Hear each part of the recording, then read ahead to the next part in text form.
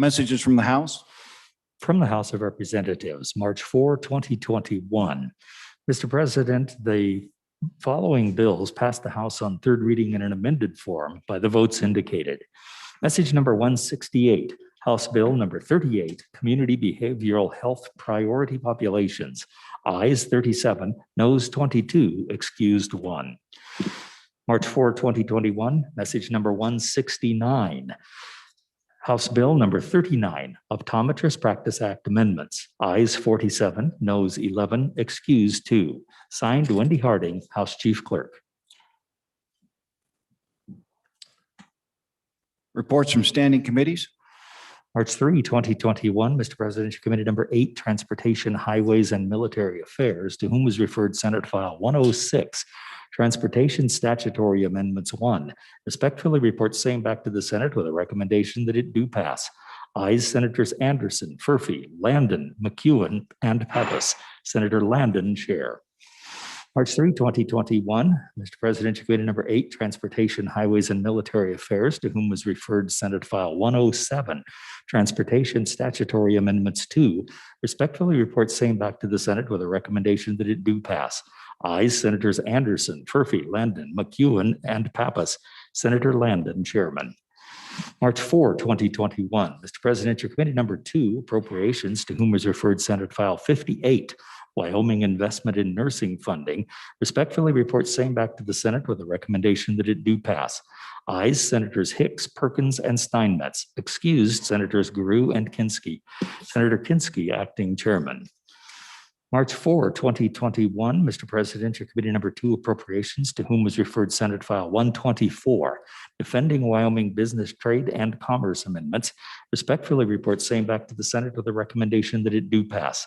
Ayes Senators Hicks, Perkins, and Steinmetz. Excused Senators Guru and Kinski. Senator Kinski, acting chairman. March 4, 2021, Mr. President, Committee number 2, Appropriations, to whom was referred Senate File 139, Community-Based In-Home Services Program.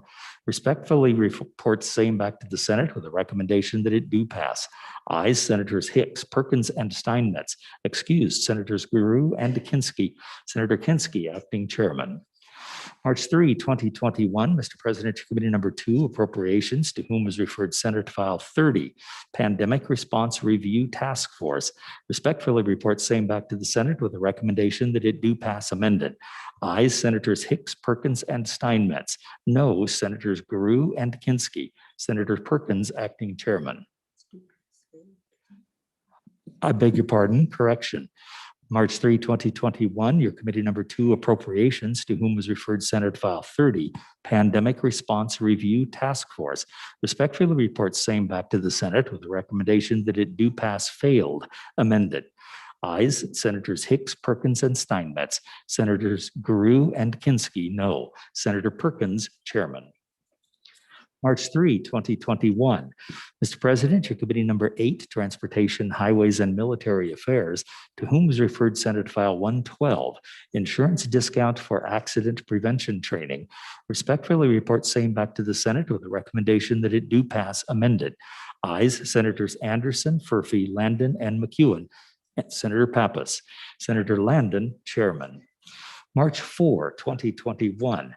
Mr. President, your Committee number 7, Corporations, Elections, and Political Subdivisions, to whom is referred Senate File 125, Consumer Merchandise Sale, Marketing, and Use Protection. Respectfully reports same back to the Senate with a recommendation that it do pass. Ayes Senators Boner, Driscoll, and Scott. Noes Senators Case and Nethercott. Senator Driscoll, chairman.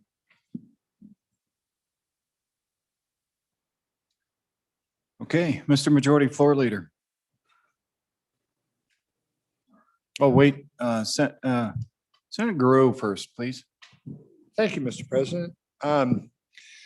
As you told us this morning, it's the 100th anniversary today of the initial funding for the University of Wyoming, which was a very proud moment. Go Pokes. And I don't want to break it, you know, all that good feeling, but we have in the gallery over here, we have 4 august members from that institution. And don't hold it against them. Benny Marchland, Annie Lieberkite, Jerry Henderson, and their ringleader, who happens to be my daughter, Molu Guru.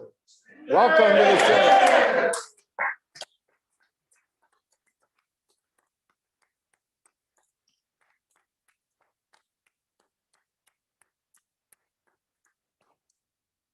Welcome to the Senate, and thank you, Senator Grew, for that introduction. My Majority Floor Leader Driscoll. Mr. President, I would ask that we gavel out and caucus in room 110 downstairs. Okay, so taking a break, caucus group, room 110, straight downstairs. And for the Democrats, you can run the show while we're gone.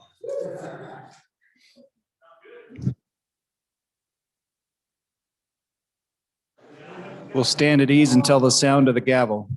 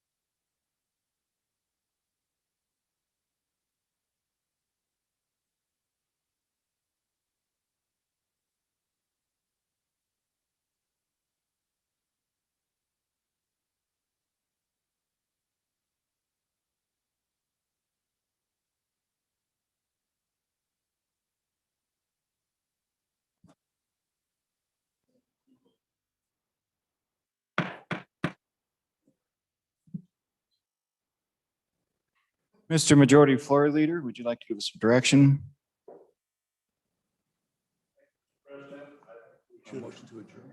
No.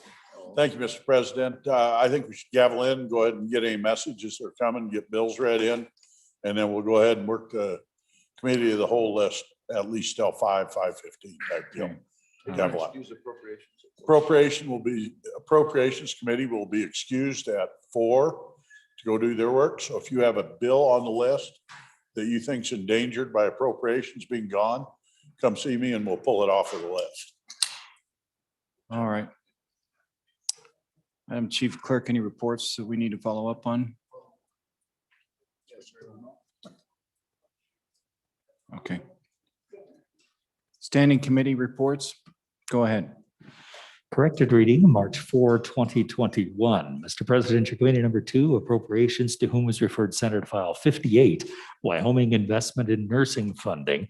Respectfully report same back to the Senate with the recommendation that it do pass. Ayes, Senators Kinski, Perkins, and Steinmetz. Excused, Senators Guru and Hicks. Senator Kinski, acting chairman. Corrected reading, March 4, 2021. Mr. President, your committee number 2, appropriations, to whom was referred Senate File 124, defending Wyoming business, trade, and commerce amendments. Respectfully report same back to the Senate with a recommendation that it do pass. Ayes, Senators Kinski, Perkins, and Steinmetz. Excused, Senators Guru and Hicks. Senator Kinski, acting chairman. Corrected reading, March 4, 2021. Mr. President, your committee number 2, appropriations, to whom was referred Senate File 139, community-based in-home services program. Respectfully reports same back to the Senate with a recommendation that it do pass. Ayes, Senators Kinski, Perkins, and Steinmetz. Excused, Senators Guru and Hicks. Senator Kinski, acting chairman. March 4, 2021. Mr. President, your committee number 7, corporations, elections, and political subdivisions, to whom was referred Senate File 36, for-profit public benefit corporations. Respectfully report same back to the Senate with a recommendation that it do pass amended. Ayes, Senators Boner, Case, Driscoll, Nethercott, and Scott. Senator Driscoll, chairman. March 4, 2021, Mr. President, your committee number 7, corporations, elections, and political subdivisions, to whom was referred Senate File 62, extending sunset date for the Office of Consumer Advocate. Respectfully report same back to the Senate with a recommendation that it do pass amended. Ayes, Senators Boner, Case, Driscoll, Nethercott, and Scott. Senator Driscoll, chairman. March 4, 2021, Mr. President, your committee number 7, corporations, elections, and political subdivisions, to whom was referred Senate File 102, unclaimed cooperative utility deposits and payments. Respectfully report same back to the Senate with a recommendation that it do pass amended. Ayes, Senators Boner, Driscoll, Nethercott, and Scott. No, Senator Case. Senator Driscoll, chairman. Thank you. Mr. Majority Floor Leader, would you like to make a motion to resolve us back into committee of the whole? Mr. President, I move that the Senate resolve itself into committee of the whole. Thank you. You've heard the motion. All in favor, say aye. Those opposed, no. Senator Gru, you're back in charge. Oh, we have a pitch hitter.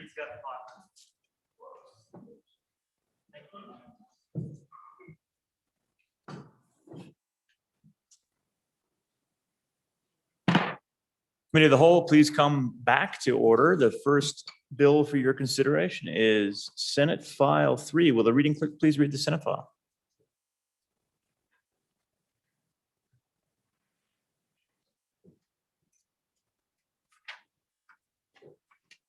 Senate File 3, automated vehicle identification systems, an act relating to motor vehicles, sponsored by the Transportation Committee.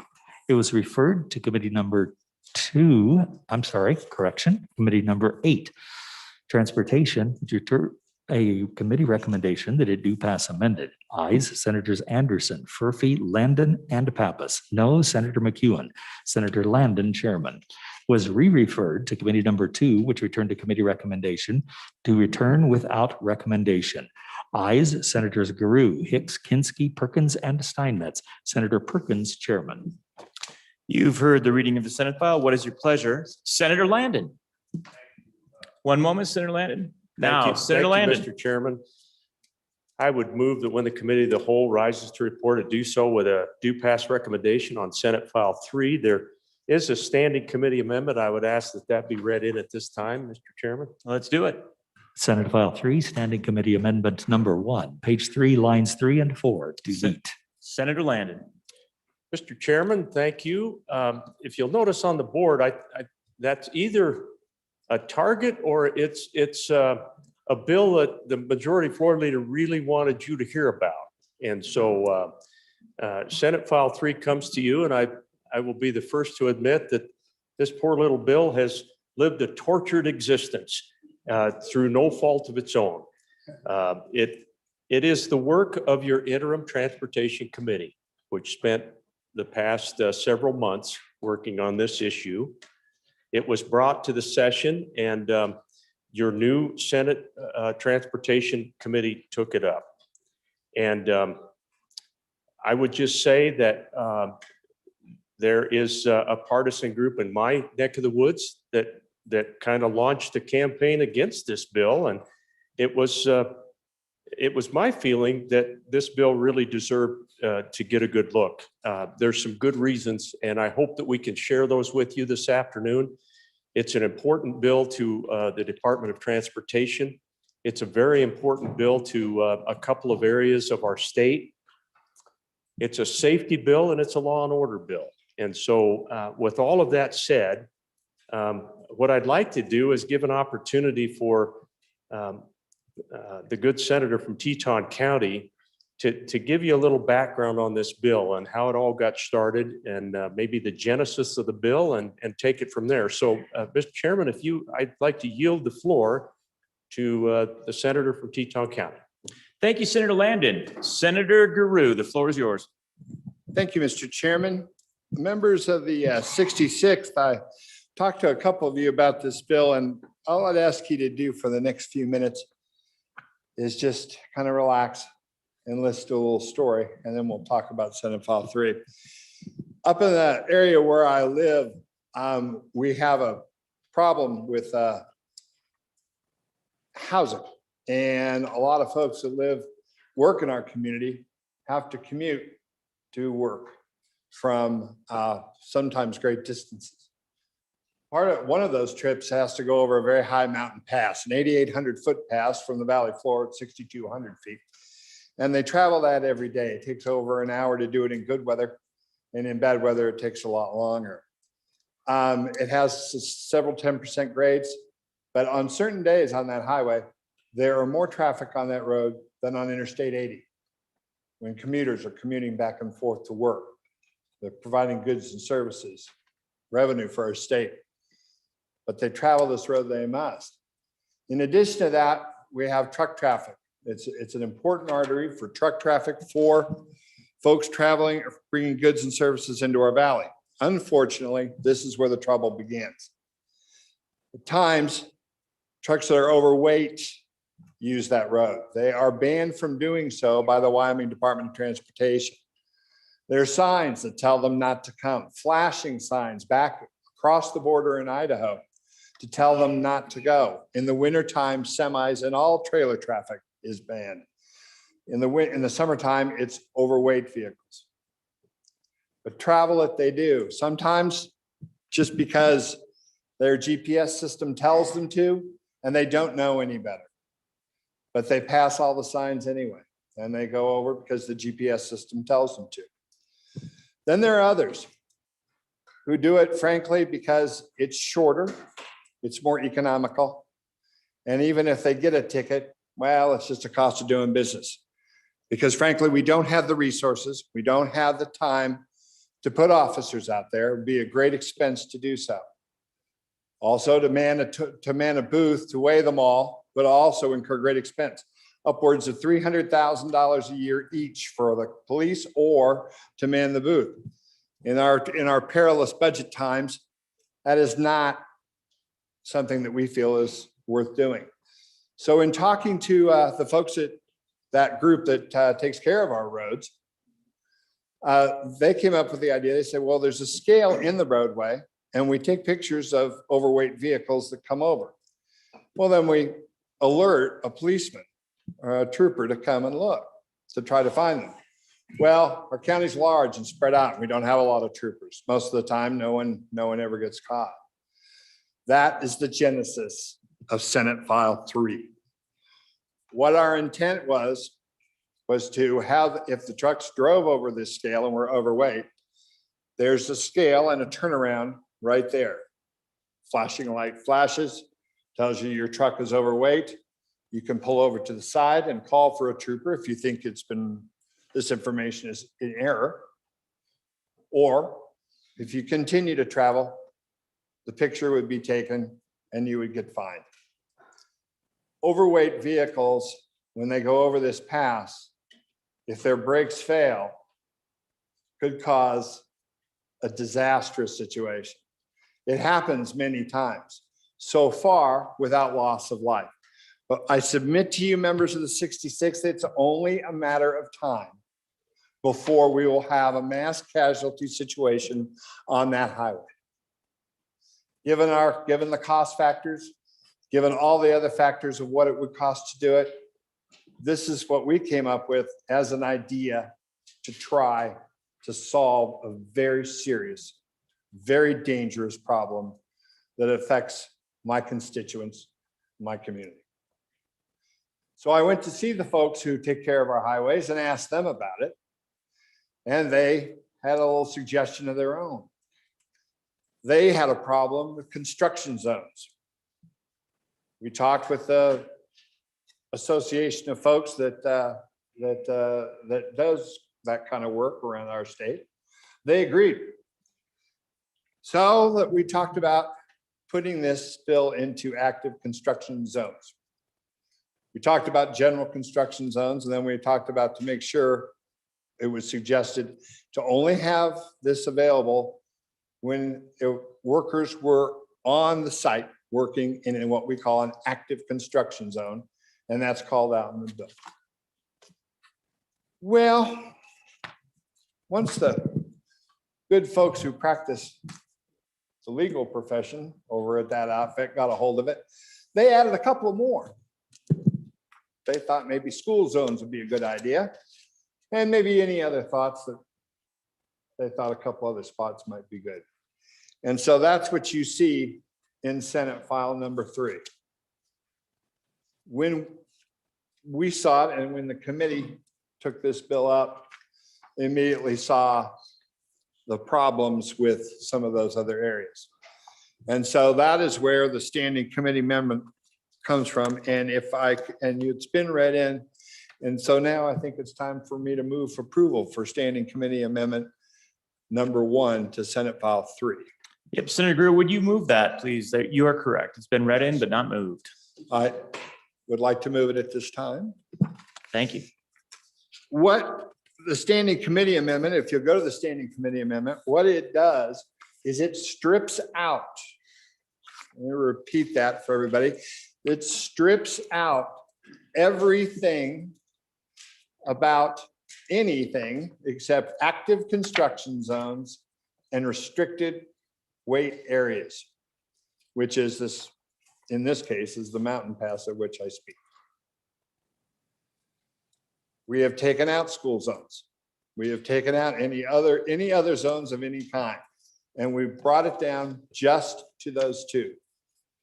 And I cannot speak, and I'll ask the committee chair to speak. I don't want to speak on behalf of the committee, but I felt that association that works with construction folks felt very strongly.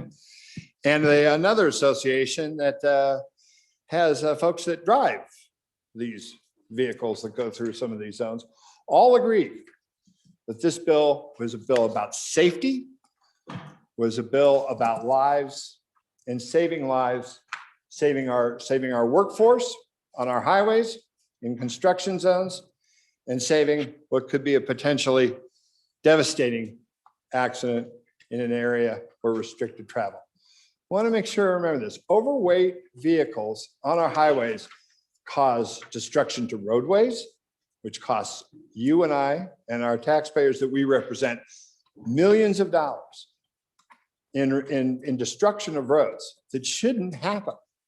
because they've decided it's more cost effective for them to drive. They've decided for you, they've decided for us, that they know what's safe and what's not. It's illegal.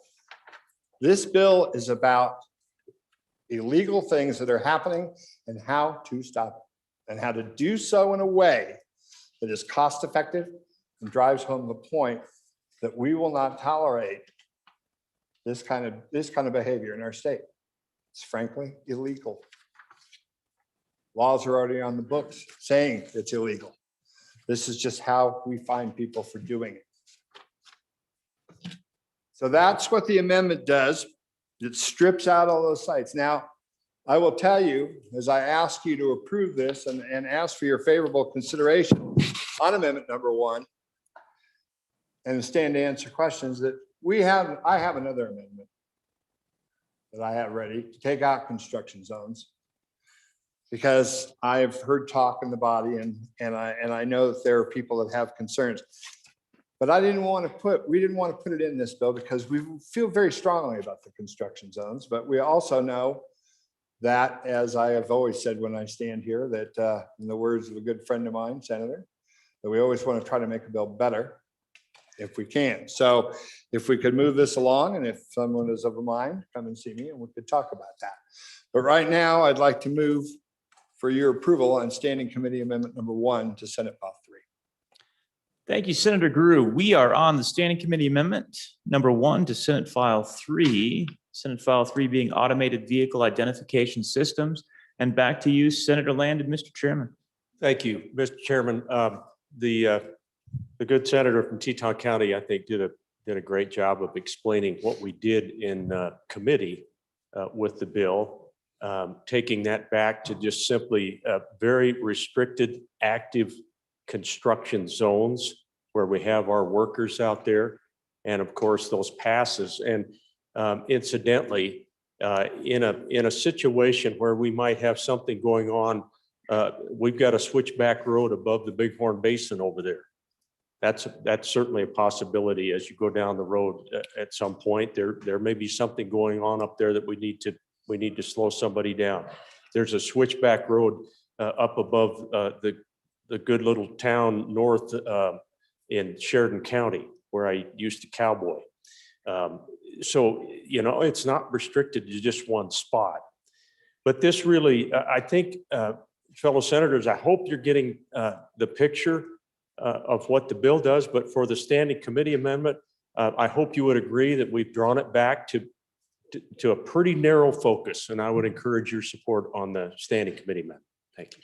Thank you, Chairman Landon. Any discussion or questions regarding Standing Committee Amendment number 1?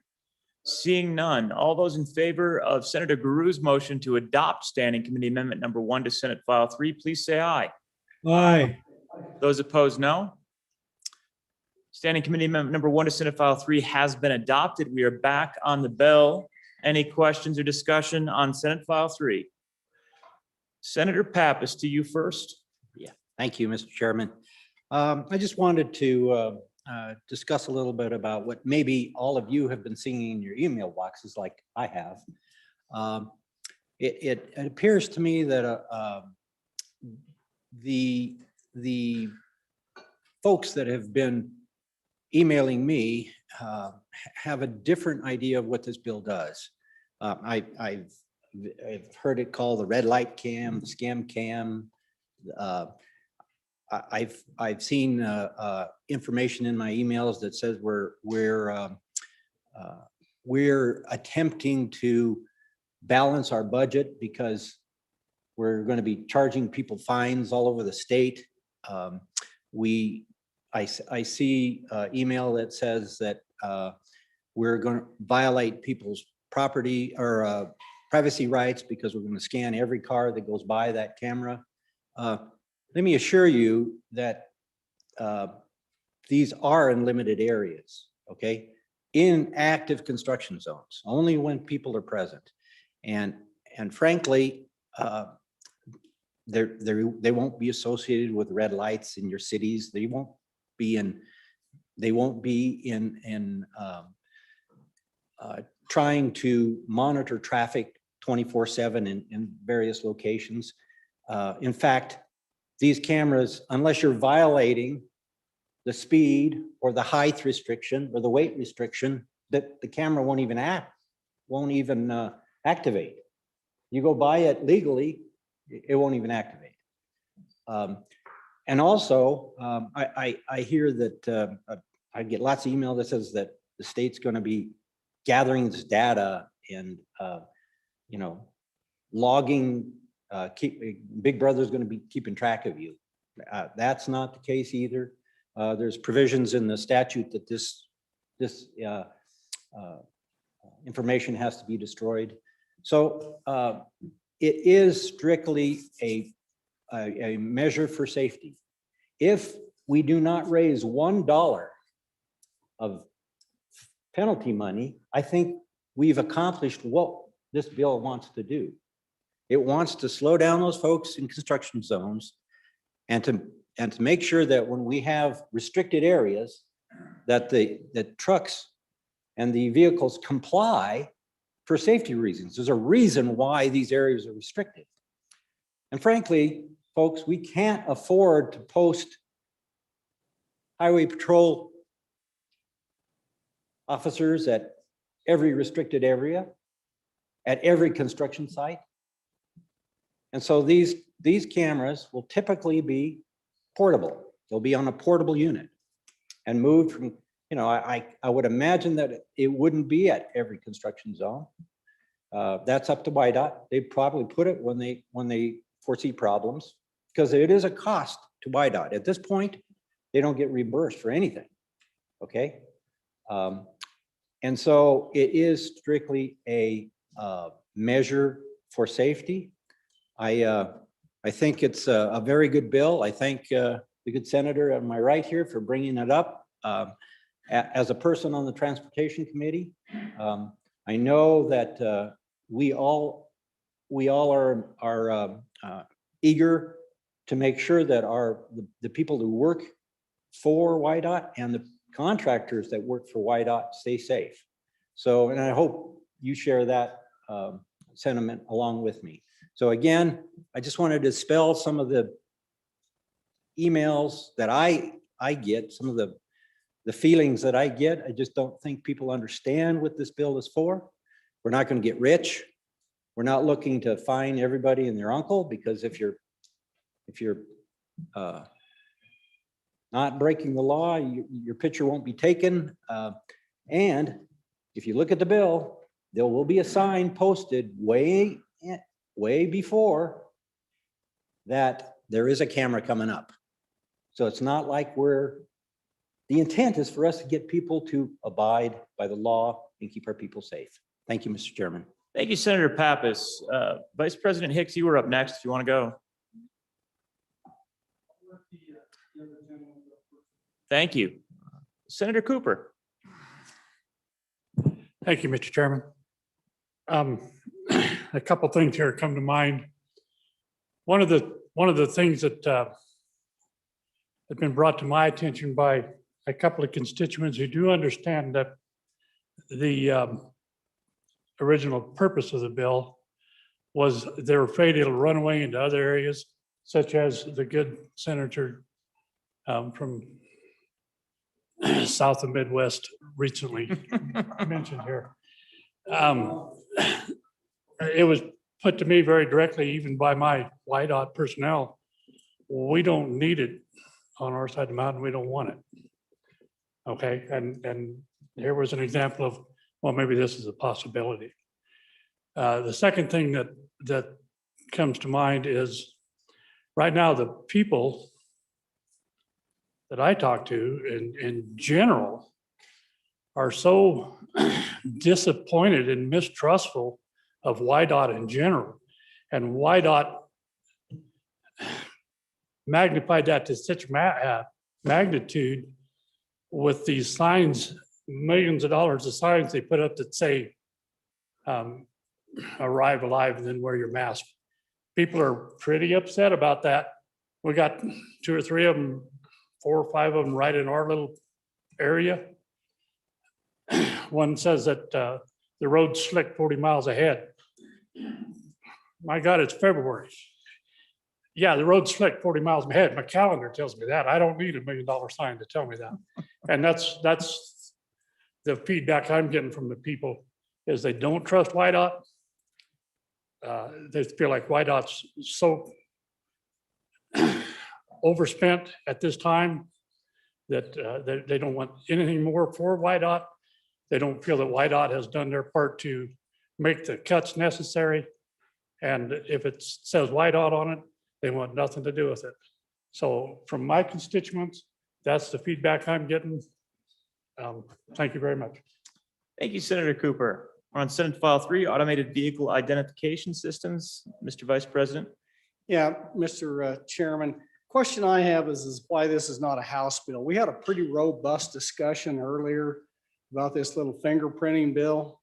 And if my recollection is any fines that are collected for traffic violations go into the common school income account, which is by the very nature funds basic public services under our Constitution for our schools. So I'm curious as to why this would be a Senate file, given the provisions that not only does it issue fines, it issues enhanced fines. So if you go to page 7, and you go to line 4, it says for amount of the violation plus assessed fees and costs. So, but my biggest question is this not a revenue raising bill when it goes right to the public school funds that funds the public school system, which is a general purpose? That'd be my question. Mr. Chairman, I see it's 10 after 4, and I think the Appropriations Committee is going to have to vomit us. We have our staff waiting on us to get prepared for the budget. Thank you, Mr. Vice President. I heard a privilege of the floor, I'm afraid. There it is. Okay, Senator Perkins, floor is yours. Thank you. The appropriation is going to wait just a minute because I think Senator Scott's going to go up and argue the other way on this. So I want to watch. Thank you for your diligence, Senator Perkins, sticking around with the Appropriations Committee. Senator Scott, the floor is yours. Mr. Chairman, I didn't realize I was providing entertainment for the staff.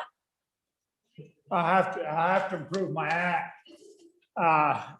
Mr. Chairman, we have never regarded fines. This is a criminal penalty fine, as I understand.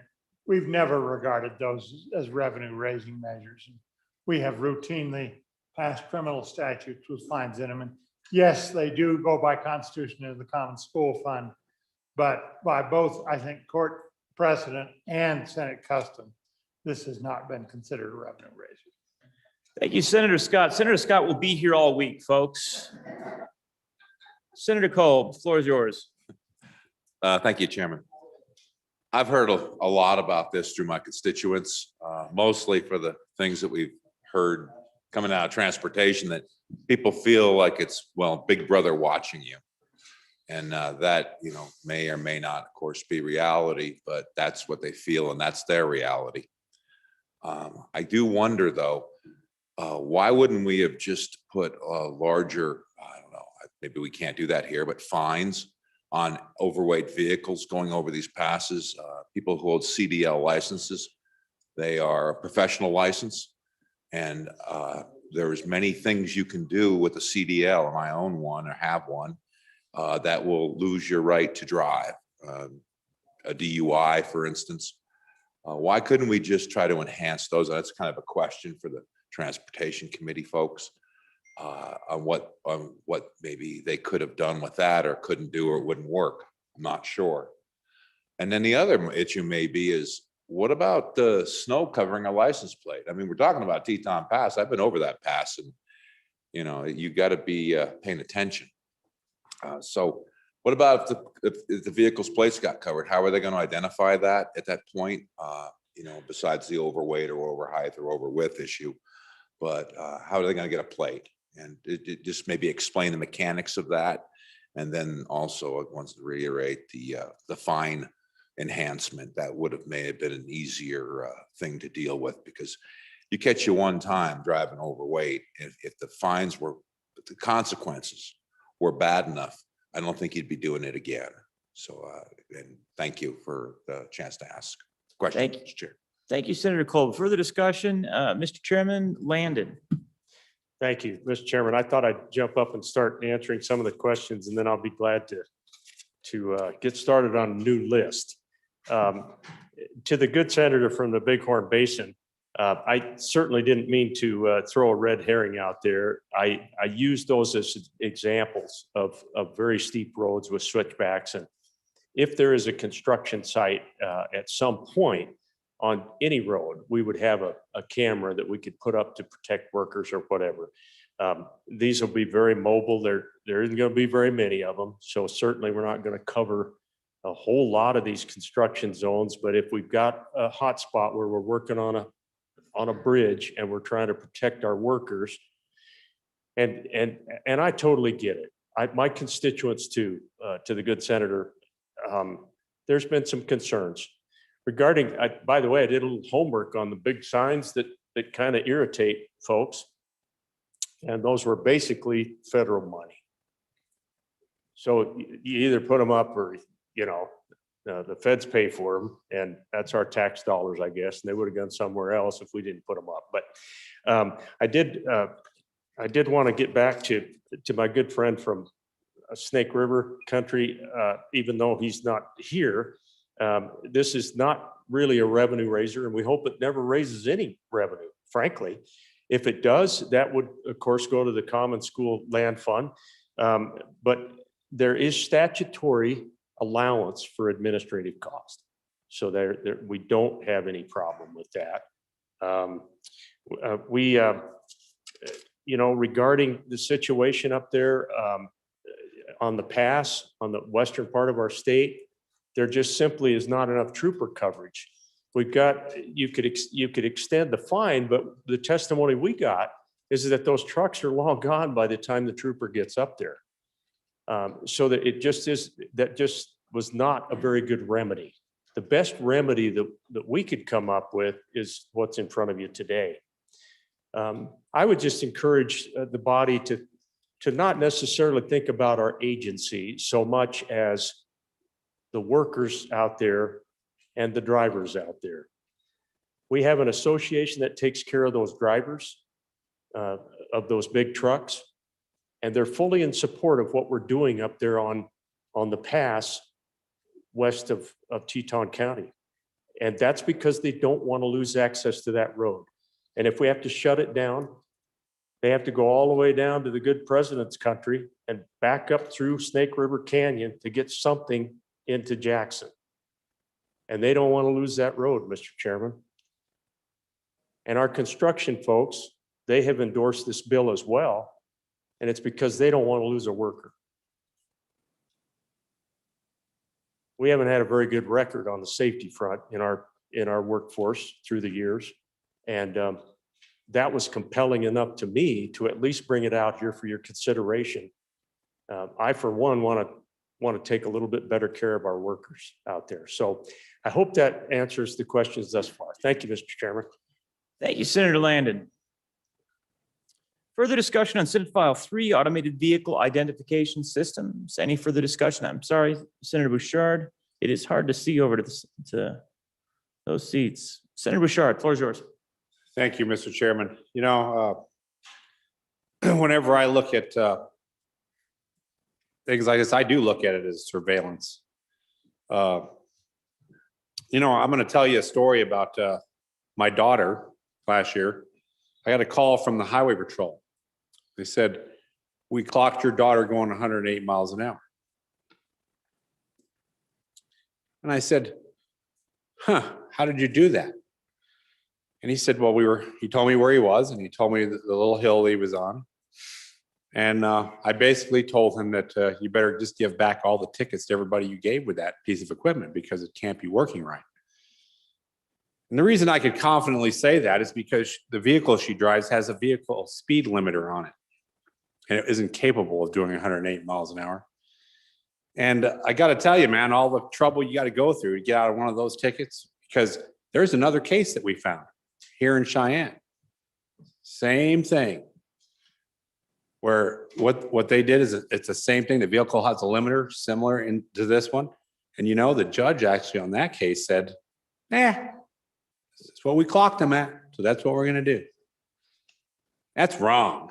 That is wrong. And I saw there's cases in Europe where these automatic machines are they clocked a Ford Focus for 400 miles an hour.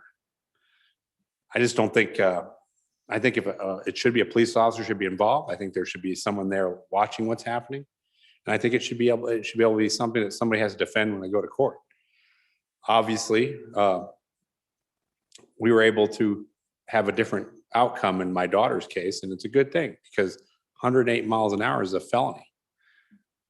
And I just can't imagine that we've put equipment over the faith of common sense when a vehicle, I mean, look, a vehicle of the age that she's driving, plus the fact that it has a limiter.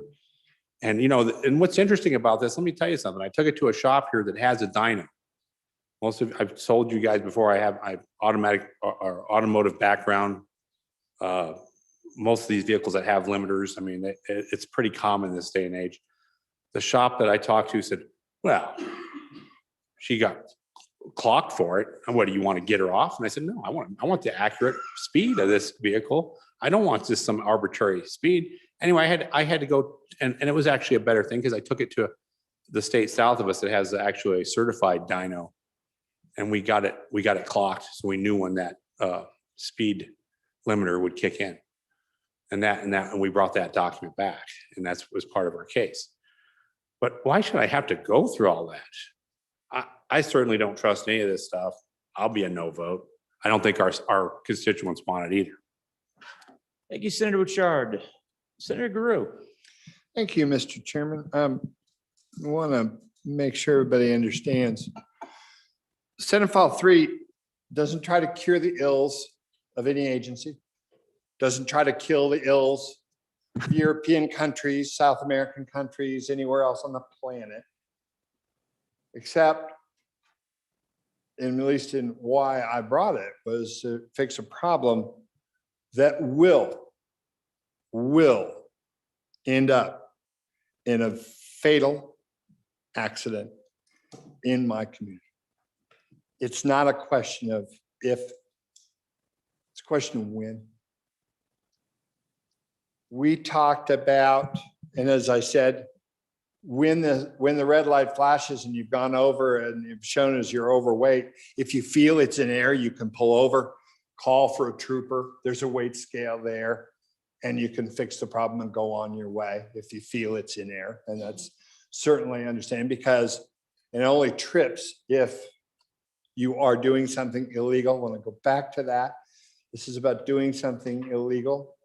Yes, I know in the history of our great country, law enforcement officers have made mistakes and have charged people illegally with all sorts of things. We have courts, we have redress, we have ways to fix it. It's called the system of justice that we have in the country. Works pretty well, been working pretty well for 247 years. And we do try innocent until proven guilty is the bedrock of that. And this is too. You can, these cases, the evidence is kept, and you can fight this evidence. And I want to be honest. The folks in my community don't like this bill either. You know what the folks in my community want? They want me to bring a bill to ban all trucks on that road. It would cripple our businesses. I'd be telling a potato chip driver who drives a little truck that he can't come over the pass. He's well underweight. But yeah, we'd ban him. We would. And I will bring that bill. And then the association who represents trucking interests will be against it. A lot of folks and business folks will be against it. Because I'm afraid my biggest fear is that when I bring that bill, it'll have a name on it. It'll be so-and-so bill. The little girl who died in the accident because the truck that was overweight went off the road. I appreciate my good friend from Sweetwater County talking about enhanced penalties, and I agree. We've talked about that. Unfortunately, once again, I don't want to take anyone's CDL, but yes, if they're driving overweight, they should. But once again, as the good chairman said, so long gone by the time they get there. So that isn't work. As far as snow, we're not getting anyone now. So if we don't get them because there's snow on their license plate, that's the way it goes. Members of the 66, I can't emphasize enough. I know you've heard a lot of stories. I know you've heard a lot of theories, conspiracy theories about what this bill is. This bill is a safety bill. This bill is about health, safety, and welfare of construction workers, people who are working folks in our community, and the safety of our working people who are just driving to and from work. That's all this bill is.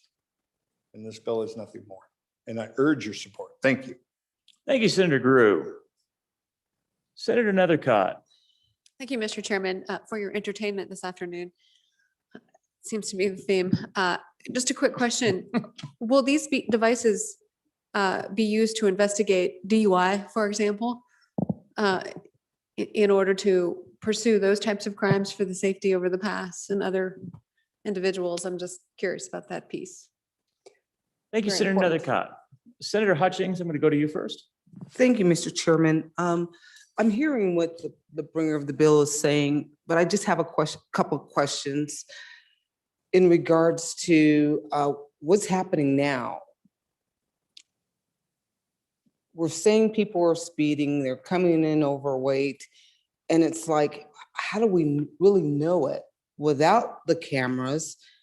And then with the camera, is it going to be another so what to the law? If they're disobeying the law now, will the fines be so low that, okay, I'll pay an extra $30 to go 100 miles faster over this hill or whatever? So just want to know if you can answer those, Mr. Chairman. Thank you, Senator Hutchings. I've been coming in a little overweight and the camera adds 5 pounds. Senator Landon. Thank you, Mr. Chairman. I apologize, but I didn't get that last question very well. But perhaps one of my colleagues did, but we'll certainly get an answer to the senator. Back to my friend from Laramie County, we actually asked pretty pointed questions about that. And the department, part of the answer was our intent is not to maintain the pictures.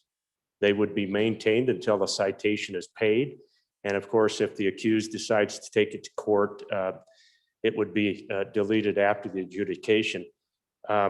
These cameras will not be used for anything else except to identify that overweight vehicle, or in the case of a active construction zone, the idea is to change behavior.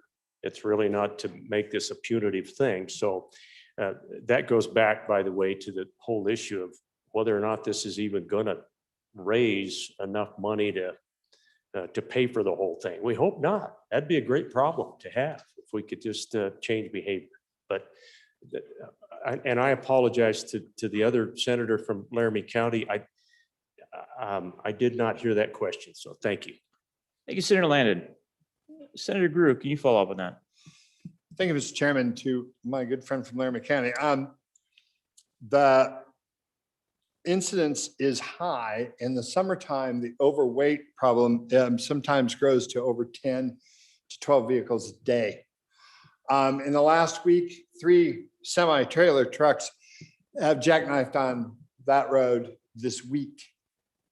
Or I guess maybe down the last 10 days. I think I said that 3 days ago last week. So maybe I better go err on the side of caution. And one of them, when they talked to the driver, it was just one of those things. Interstate 80 was closed. He was on his way to Seattle, and the GPS just vectored him. He was stopped in Rollins, and he said, "Well, what's another way?" And it just came up, and it just routed him over Teton Pass. And so he tried to go over and actually going the other way and jackknife. Most of this traffic, and people have asked me, why don't you do this both ways? First of all, they're going to Idaho, and I don't represent them. But the problem is much worse coming from the Idaho side eastbound over down into Jackson Hole because of the severe steepness of that road, over 10% grades, which doesn't happen going over the other side. But yes, the trucks going up on a snowy day, you get about 2/3 of the way up and then they stall and then they try to go backwards and then the whole thing turns into a closed road for 2 or 3 or 4 hours when people are trying to get home to their families, and then they can't get home. And so this is a reoccurring problem. And to answer, I can't recall whose question it was or his comment about, and this is another one of those problems that is only can happen up in my neck of the woods, where yes, some people, even at a $400 fine, I can hear the truck operator now saying, oh, would you like the VIP service? We can be over in 2 hours. It's only $500 more. And I'm sure there'll be many folks that live in my community who say yes. But that's precisely the point. They and these drivers, the money pull is so much. The desire to serve the people and get paid well for it. All of a sudden, clouds you're thinking. And then all of a sudden you're taking an overweight vehicle over the pass. You think it's fixed. You think the brakes are fine. You had them checked. But when they let go, it's too late. It's over then. It's over for them. It could be over for the people that they hit. Right now, that YDOT does a great job. They have 2 runaway truck hills over. But once again, you have to cross the road to get there if you're coming down the hill. At 5 o'clock at night, when there are 13,000 cars an hour heading up that hill, there's a string of cars. You're not going to be able to get through except just plow through. And that precisely, once again, is the point. Health, safety. Thank you. Thank you, Senator Drew. Further discussion, back to you, Senator Cooper. Thank you, Mr. Chairman, senators. I understand to the senator from the land of Amico. How's that? I understand the federal funds, but most people don't. Okay, and it's viewed as YDOT, and it's viewed as a misuse of funds in a time when it's not appropriate. And that's what I was referring to there. We spend billions of dollars every year in every industry on safety, and we understand the need for it no matter where it is. But it looks to me like in this case, we're addressing a localized problem with a statewide statute. And I do have a problem with that. The last time I was across Teton Pass, which was 2 months ago, there were three state troopers out there, and it was not even a busy day. So can they pull the people in there to cover it? Yes, they can. And I'm not sure that they've done everything, explored all their alternatives to really do a better job of controlling the traffic on that particular road. If you look at I-80, I'm sure that our accident incident on I-80 is much higher than it is on, I realize it's a very confined area, but it's not the only problem. The people are concerned about this device being misused in other areas. And as such, that's my position. Thank you. Thank you, Senator Cooper. Senator Hutchings, did you want to rise? Nope, you're okay. Senator Kolb. Thank you, Mr. Chairman. Listening to the conversation, I had a few more questions. I'd like to first say that the safety and welfare of everybody is important, or the state workers, everybody, the public, everybody's important, and I'd say equally important in my mind. Secondarily, I'd like to pose a scenario that you'd have a truck overweight, brakes haven't been inspected properly, hasn't been maintained properly. It comes up over the pass, loses control, runs off the road and kills somebody. Well, I'd propose to you, you don't need a camera, do you?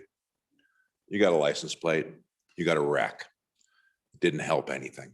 And if we have a person who's irresponsible, out of control, I think that needs people. It needs the highway patrol. And if it's a life safety issue, I think it should be looked at carefully and addressed. I just don't think this is a solution that will solve a problem about, say, a situation where unfortunately somebody would lose their life. And I wouldn't want to see that and don't want to see that. But a camera is not going to tell you anything that you already don't know after the accident. And anecdotally, I had an issue in Colorado. So went down there and went through their automated system, with the photos and such, which I didn't know. And I was driving down through on a highway, and about, I don't know, 3 months later, I get a letter in the mail from folks in Colorado telling me that I was driving a vehicle and didn't pay a toll fine. And they provided me with a motorhome picture.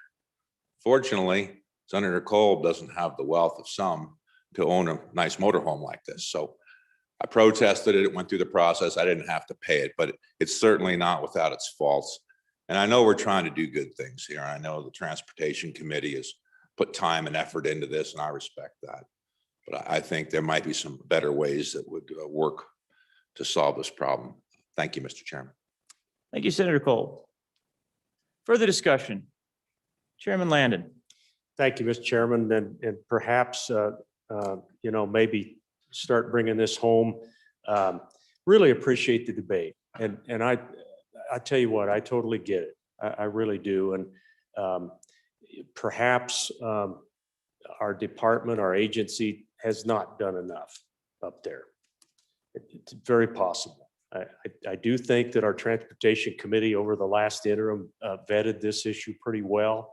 It was around a year or two before that up in Teton County with their county commission, all of their city leaders. It's been a real problem up there. And, hey, they had a truck get loose and come down. There's a little community right at the base of the hill. And it came down and took out a building at the bottom of that hill. And someday I just hope it doesn't come down and take out a gas station or, go right on down Main Street and take something else out. This is a bill, senators, that does not set any precedent. You might find the language in the bill to be familiar, and that's because it's the same language as we put into the school bus bill. Now, unfortunately, we waited on the school buses until we lost the little girl up in Fremont County. And that's what prompted us to say, you know what? We probably need to try to modify some behavior here. And the way we do that, the senator from Sweetwater County is exactly right. When that happens, that's too late at that point. But it may just deter somebody the next time they decide to go over the hill. And that's what the hope was with the school buses. I think it has helped. I know it's helped in my community, Mr. Chairman. We have people stopping when those buses, and you were on the committee with me, the senator from Laramie County. We worked very hard on that issue. And you know what? It has worked. And we're keeping the kids a little safer. So it's not a precedent-setting bill. We've already done this. Every one of us need to vote our hearts on this, but I hope you'll support the bill. I think it's all about safety and protection. And to me, it makes sense. So thank you, Mr. Chairman. Thank you, Senator Landon. I'm sensing that we've come to the end of debate. Are there any further new points or thoughts to add prior to the question? Seeing none, the question's been called. All those in favor of Senator Landon's motion that when the committee of the whole rises to report, it do so with a do pass recommendation on Senate File 3, please say aye. Aye. Those opposed, no. No. Senate File 3 has passed the committee of the whole. Division has been called. All those in favor, please stand.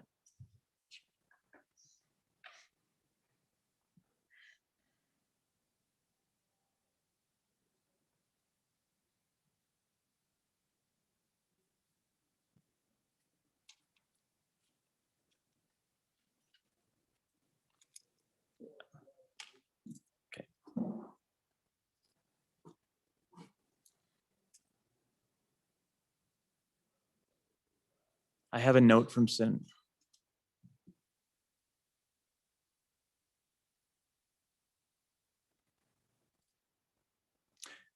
Thank you.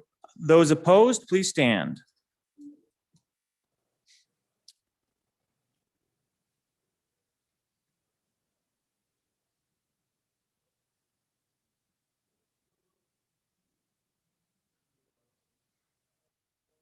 By your vote of 13 to 11, Senate File 3 has passed the Committee of the Whole. The next Senate file for your consideration is Senate File 7. Will the reading clerk please read the Senate file? Senate File 7, Autonomous Vehicles, sponsored by the Transportation Committee, an act relating to motor vehicles, was referred to Committee number 8, which returned a committee recommendation that it do pass amended. Ayes Senators Anderson, Furphy, Landon, McCune, and Pappas. Senator Landon, Chairman. Senator Landon. Thank you, Mr. Chairman. I would move that when the Committee of the Whole rises to report, it do so with a due pass recommendation on Senate File 7, Autonomous Vehicles. There is a standing committee amendment. Mr. Chairman, I would ask that that be read in at this time. Can the standing committee amendment be read in, please? Senate File 7, Standing Committee Amendment number 1, page 7, line 14, after. Mr. Chairman, I would move the standing committee amendment to Senate File 7. And for an explanation of the bill and the standing committee amendment, I would ask that you call on the good senator from Laramie County right here in front of me. Senator Pappas. Mr. Chairman, I appreciate it. Okay, this is work of your Joint Transportation and Highways and Military Affairs Interim Committee. It's a new chapter in our state, in a new chapter in our statutes. It deals with autonomous motor vehicles. It deals with the registration, the regulation, the licensing, and all the insurance issues and whatnot that deal with vehicles that have automated driving systems. So what I'm going to do, Mr. Chairman, is walk you through the bill. We won't go line by line, but I certainly can stop, or after I give the presentation, we can go back and if there's issues, I certainly will try to answer them. But I will work in the amendment as we go. Okay, beginning on page 1, and for the next, I believe, 6 pages, through page, the middle of page 7, we have a definition section. There's many terms that are necessary to define, since this is a brand new kind of chapter in our statutes. So we'll be defining automated driving system data recorders, automatic driving systems. The department, of course, is the Transportation Department, the department that will be doing our regulation of this. Dispatching entities, dynamic driving tasks. And there's a whole page of those tasks. Dynamic driving task fallback ready user. Of course, the definition of highways, definition of a human driver, minimal risk conditions, on-demand autonomous vehicle network, operational design domains, what actually operate means, request to intervene, and SAJ 3016, which is something that was new to me as well. So that are referred to by the SAE International. Okay, so let's turn to page 7, and we'll actually start talking about the provisions of the bill. In line 13, 3121-102 is operation of vehicles equipped with an ADS without a human driver. And at this point, there will be a new, in this section, there will be a new a paragraph inserted. So there's some additional language in the title of that on line 14 that will include railroad crossings that I'll get to in a moment. But basically, this section deals with the operation of a vehicle that's equipped with an ADS, an automatic driving system, and deals with what happens if there's a failure of that system. You can see that in A Romanet 1 onto page 8. Romanet 2 deals with an ADS is capable of and subject to operating in compliance with all traffic regulations that are already present in the state. Romanet 3 also in compliance with all federal motor vehicle safety standards as well.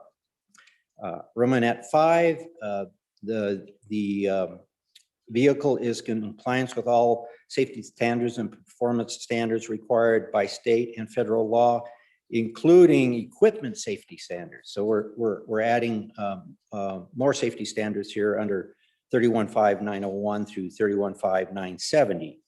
And this is where we're going to be inserting, if you look at your amendment page, it'll be line 6 through, it'd be at page 8 again, after line 22. On the amendment, it's line 6 through 16. Basically, this adds what happens with the driverless, in driverless operation when the vehicle's negotiating a railroad crossing. So that was an amendment that the railroad industry brought to us. On to page 9. The section on line 10 is 312103, deals with licensing. The automated driving system is considered to be the driver for the purposes of assessing compliance. You see in Romanet 2, the automated driving system is considered to be the licensed driver if the vehicle if the dispatching entity has a valid class license for the type of motor vehicle being operated. On to page 10, 312104 is created, dealing with insurance. Basically, the vehicle owner shall submit proof of financial responsibility. That's what's required in this chapter. You'll notice also in the amendment that we are going to be deleting lines 10 through 14. If you see the primary, it deals with primary automobile liability insurance that provides a $1 million death, bodily injury, and property damage. This was taken out because the requirements of WS 31225E and the fact that the requirements for liability are already set for other vehicles, and it depends on the vehicle type and also what the vehicle is being used for, whether it's commercial, whether it's residential. So to put that limit in there, it was deemed unnecessary as it's covered in other statutes. Bottom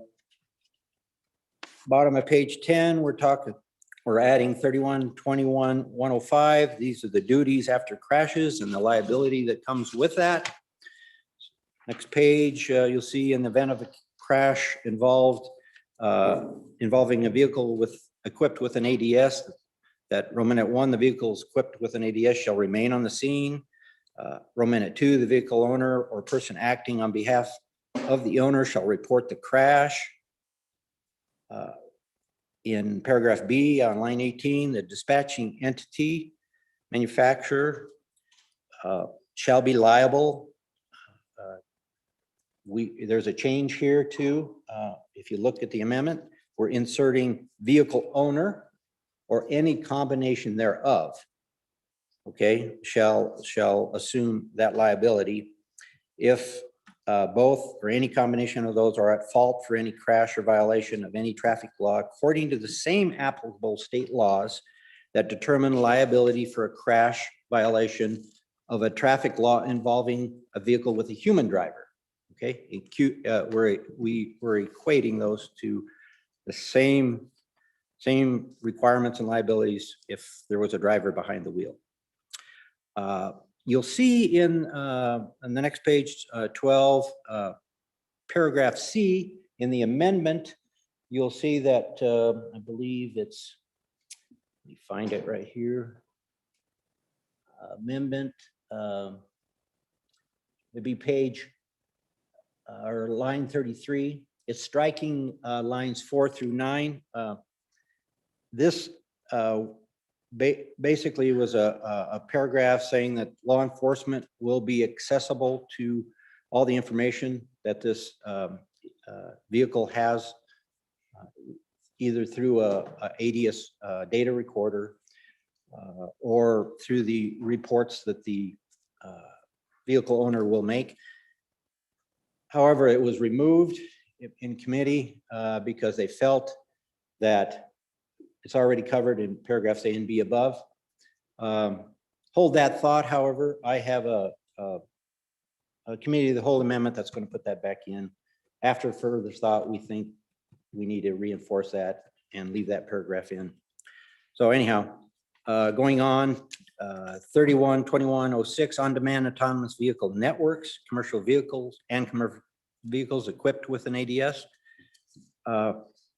There's another change in here, and if you look at your amendment, we are deleting out of the bill lines 16 through 20, dealing with the operation of transportation network companies. And the reason for that is that it was we deemed it that we should not mix AV networks up with transportation network companies, which always have human drivers. Vehicles owned by those drivers are owned by those drivers and not by the transportation network company, and as such have complex and carefully developed insurance rules.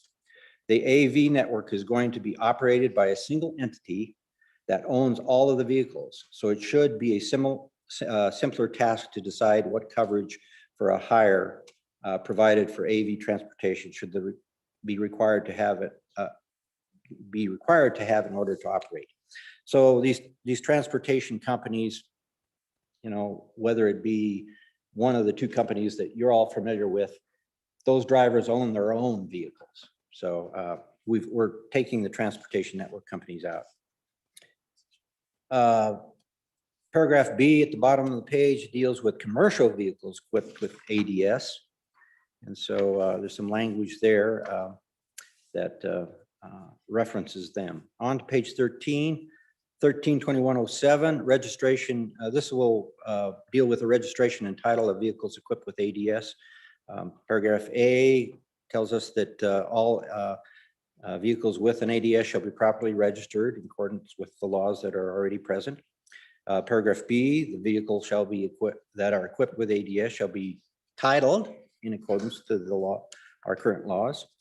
Paragraph C, in the case the vehicle is not originally equipped with an ADS system, but is later modified, that paragraph just says that the vehicle's annual registration will be upgraded as the vehicle equipment to identify it as a vehicle with ADS in its future, in its new title.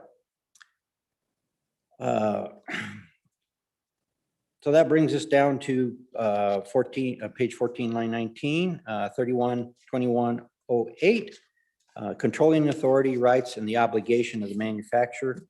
ADS, vehicles equipped with ADS are governed exclusively by this chapter, by applicable federal law, and department rules and regulations, as we are going to give them rulemaking authority as well.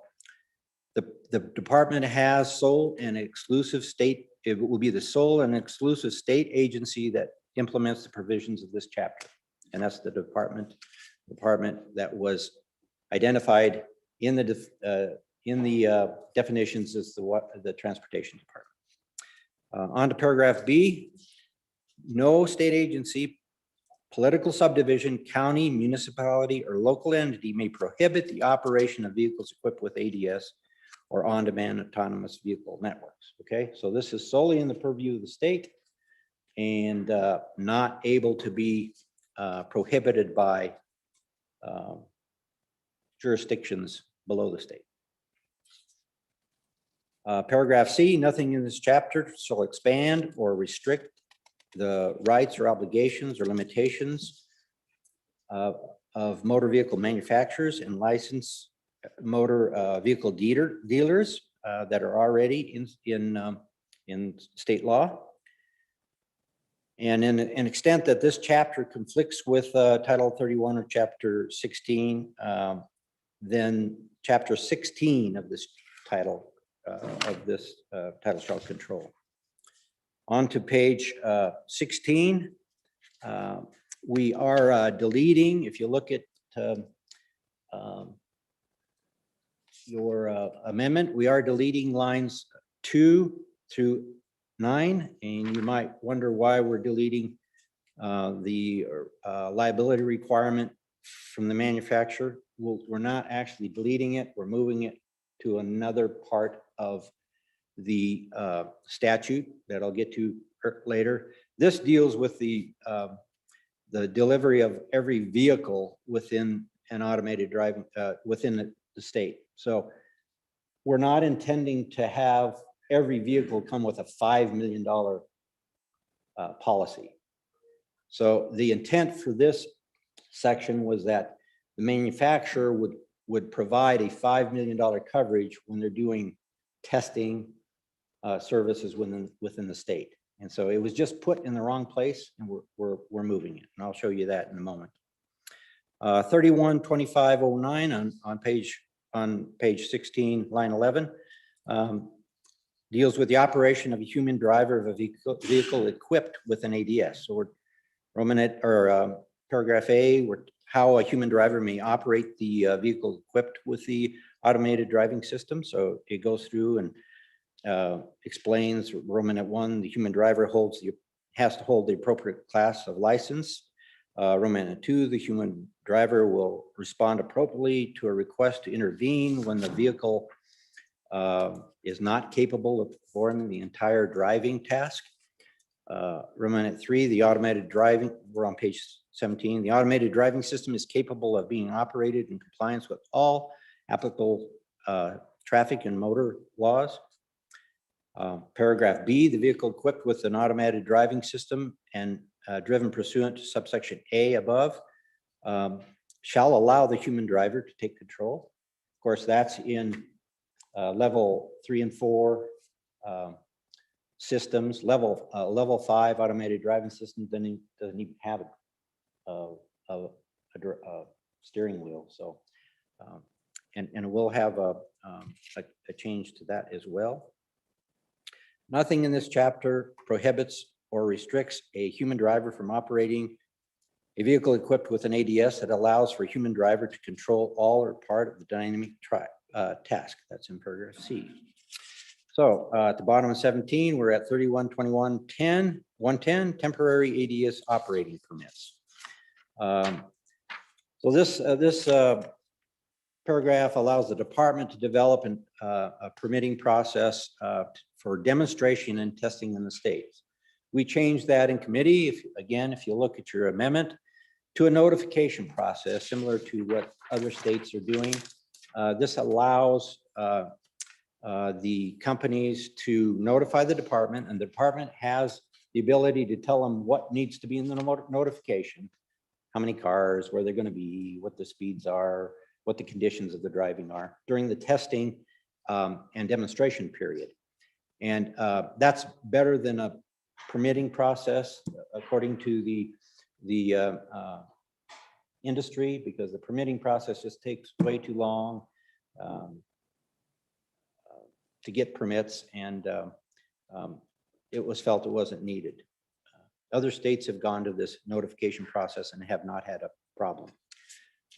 At this point is where we insert a new paragraph B.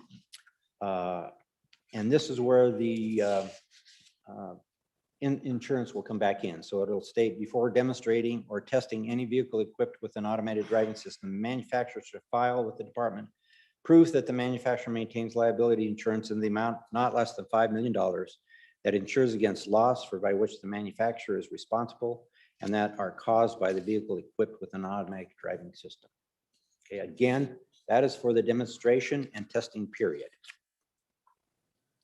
On to page 19, the department may assess additional fee upon the owner of the vehicle equipped with an ADS necessary to recover the costs attributed to regulation and administration of automatic vehicles with automatic driving systems. In paragraph D, the funds of the department that they will receive from this fee will go into a new account that's created, named the Autonomous Vehicle Account. And these funds are continuously appropriated to the department and should only be used for the cost attributable to regulation and administration of vehicles equipped with ADS. So that's all the department can use it for. Then on to page 7, the last change in the amendment, excuse me, not page 7, page 20. The last change in the amendment will be inserted right there after after line 2. And it's basically a new section.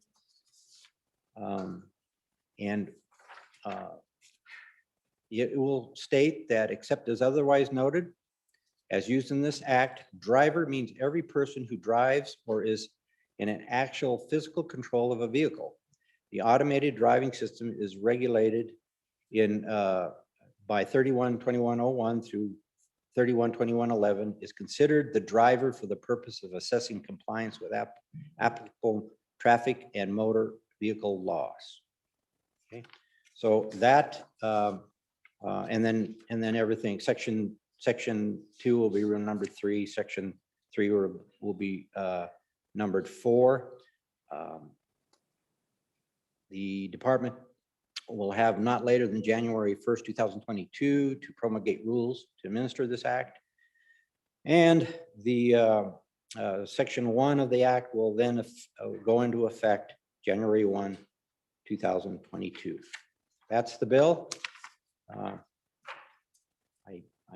I certainly, myself and the rest of the committee could probably answer some questions for you. It's a little complicated bill, and I probably don't have all the answers. So I'd certainly take your questions, and if I don't have them, we'll get them for you. Thank you, Mr. Chairman. Thank you, Senator Pappas. Senator Landy. Mr. Chairman, we can certainly take questions. I was going to suggest that we may want to deal with the standing committee amendment, which is a fairly good sized chunk of the bill. As we sought to kind of sharpen it up a little bit, we can answer questions on the standing committee amendment, but we may want to deal with that. Thank you. Questions on the amendment? Questions on the amendment? Senator Cooper. Thank you, Mr. Chairman. Great work on this, gentlemen. A question on the insurance for the manufacturer of $5 million. That seems awfully low for me. My little company, I'm a one-man deal with one vehicle, and my insurance requirements are anywhere from $5 to $10 million. We talked quite a bit about safety a little while ago. One of these vehicles is going to be involved in a horrific crash on I-80 at some point, and the damages are going to be far, far, far in excess of $5 million. I think we need to really look at that number on your amendment. This might be the right place to do it. Maybe it's not, but I think that number needs to be considerably more than 5 million. Thank you.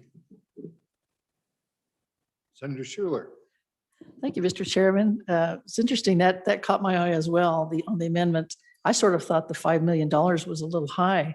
So I was just going to ask the question, is that typical for, I know this is a new, idea and concept, but I just wondered if that seemed like a high bar. So thank you. Thanks, Senator Schuler. Senator Hutchins.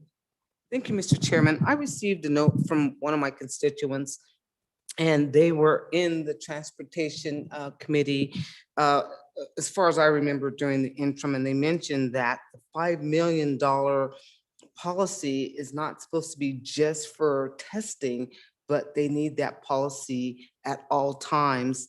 And just wondering about that. And they also mentioned they had another concern about the removal of the requirement for ADS equipped vehicles to have a data recording device. Let's see, there's an association that believes that this is essential on these ADS devices, and I'd like to hear about that. Thank you, Mr. Chairman. Okay, thank you, Senator Hutchings. I got one more. Senator Cole. Thank you, Mr. Chairman. Just a general question about this. I know it's new technology, and of course, it's probably the way of the world once they get the bugs worked out. I am kind of concerned, though, about the bugs. I know these systems at different places have, I don't know, I'll just say ran over people. Hopefully there wasn't any fatalities. I haven't tracked them all, but I know they're working on the system. And the $5 million in that regard seems rather low to me as for the liability you'd face if you hit, in certain circumstances, it could be a terrible issue. I know it's a new thing and we're working the details out, but more of a question of liability now with, say, the driver. Say the system's running and the driver is maybe in control, out of control. I don't know the interaction with the driver with the automatic control system, but let's just say there's an issue where there's a ticket or a loss of life or some sort of violation happened with that vehicle. Who gets ticketed? And it's probably a general question for the committee. Who all is actually ultimately reliable? Is it back to the manufacturer with the $5 million? Or does the driver have some sort of responsibility here while he operates his vehicle, maybe puts it in and out? Road conditions are hazardous. The equipment doesn't work. And I know that doesn't happen much in Wyoming, but if it did, what would happen? Kind of a general question to the committee. Thank you, Mr. Chairman. Thanks, Senator Cole. Questions on the amendment?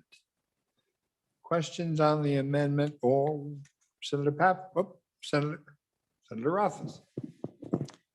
Thank you, Mr. Chairman. Mr. Chairman, I'll first off note that this legislation was also worked in the interim by the blockchain task force, and then we learned that the Transportation Committee was working on autonomous vehicles also, and we joined forces, and there was a great working group through the Transportation Committee that ended up sorting out a lot of problems. But early on, we worked with them to put this particular draft together. So I was involved in quite a bit of discussion with industry stakeholders, the Department of Transportation and the Transportation Committee through the interim.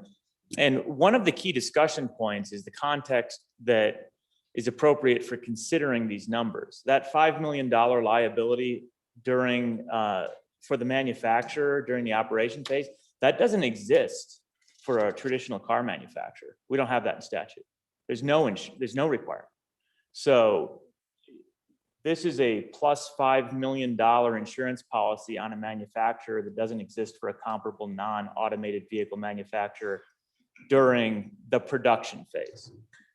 In the testing phase, it's commonplace actually to have this level of liability insurance during the testing. So the $5 million is kind of rational at that phase. But once you get into the operating phase, the idea that the vehicle manufacturer would have the specific liability is something that is a little out of sorts and was a great deal of discussion. And so I think there is still more discussion in terms of what the appropriate amount is and how it exists and trying to get to parity. Industry is concerned. I'd also note, I don't know that this was pointed out in the presentation, Wyoming's way behind on this. Most of the rest of the states, I think it's 40-ish, and we can check back if anyone has the number, but I think 40 other states already have either an executive order or statutes on the books, and we've got nothing. So I just want to express that we're playing a little bit of catch up here, but as this was being drafted in this joint effort, we tried to take the best of the best, and there are a few states that have what are considered the gold standards. So we took those gold standard drafts, and then we worked with industry and our Department of Transportation to try to take them up another level to make them as usable as possible, with the vision of not just having these vehicles in the state of Wyoming, but also trying to get to the point where we would be an attractive place for manufacturing or for testing or for any of the other advanced technology development and economic development side of these technologies. So I just wanted to weigh in on that. The amendment, I'm going to support the amendment specific to it, and we'll support this language, but I'm not sure it's perfect yet either. And maybe this is something that we need a little additional tweaking to. But we have a tendency to think of something in isolation as opposed in comparison to what we currently have. And again, even getting to the question by the good senator from Sweetwater County about liability and how much insurance we should have. Contemplate the comparison of the driverless vehicle, the autonomous or self-driving vehicle, to a traditional driver. Should it have more insurance? Should it have less insurance? What's the right amount of insurance? And then who is the driver, which was a great question. This contemplates effectively the operator, which is going to actually pretty much be the software side of things, ends up being that entity, whereas a person riding in the vehicle, unless they somehow do something that puts them into the equation for the lawsuit or the liability, isn't necessarily going to have it because they're not in control. But again, we're not inventing that part of it because we're the 40th state. So it's actually pretty well laid out, and we're not doing anything differently from the approach that has been done in those other states. So I hope that provides a little bit of confidence that when you're late to the game, the upside of being late to the game is that there's already a game in place, and that's kind of what we have here. Again, there's a lot of work probably still left on tweaking the numbers, trying to make sure we've got parity. One of the concerns that we heard expressed is if we have tremendous insurance requirements and lots of prohibitions, we won't be an attractive state for development. But at the same time, we know the other side of it is we have to have consumer protection, and we don't want people coming to the state of Wyoming and doing testing if there's a lot of reason for them to need the insurance. So I appreciate that it's a difficult piece of legislation. We did have a lot of guidance as we were working on it. And then we had this great team through the Department of Transportation with the Transportation Committee that put an awful lot of effort into dotting the I's and crossing the T's. But on and for the amendment at this point, but I do see some tweaks that probably need to get done too, based on my understanding. Thank you, Mr. Chairman. Thanks, Senator Rothfuss. Senator Landon. Mr. Chairman, thank you. And I really appreciate the good senator from Albany County reminding of the work of our technology folks at the outset of the last interim. This had a lot of work. It was handed off to the Joint Transportation Committee, and a lot of work continued on it. And just from a 30,000 foot view, I would just say this is a framework that we will put in our statutes, and I suspect that we're going to be coming back every year for a while. I mean, this is a new and burgeoning sort of technology, and I just fully expect that we're going to be finishing building the house as we go along here. But this is a good framework, I believe, and it involved a lot of constituent groups. So there's some balances in here. Work continued all the way through last night. The good senator from Laramie County has been working with groups, to try to balance the ledger, and did a good job on this standing committee amendment. So I think that we're in good shape, hopefully, to keep moving the legislation. We'll find some answers to a couple of the questions that came up this evening, And we'll get back to you on second reading as best we can. So. Thank you, Senator Landon. Senator Pappas. Mr. Chairman, thank you. This discussion probably has gone outside of the limits of the amendment. I know there's an answer that my colleague from Laramie County wanted about data recorders, and I probably shouldn't bring it up because it doesn't deal with it in the amendment, but I will answer that question after the amendment is passed. But to the question about insurance, that is in the amendment. The insurance industry was there and the manufacturers were present, and neither side thought it was either too much or too little. They both agreed that that's the amount that's generally used for testing and demonstration purposes. And the amendment that you see moves it into the testing and demonstration area. The intent was not to make every vehicle required that eventually when we do have fully functional automated systems out there that are, that drive themselves, the intent is not to have every vehicle have that kind of coverage. I mean, certainly you don't in your vehicle cover your vehicle that much. You may for business reasons, but I don't in my personal vehicle, and I may someday have a personal automated driving system. And again, if you recall, we took the $1 million out because every vehicle and every class and every purpose has a different insurance amount. And frankly, testimony was that eventually when these systems get perfected and they're actually going to be safer than you and I driving, right? And so we should actually be charged a higher premium because we're worse than these systems are when it comes to driving. So, and my family is from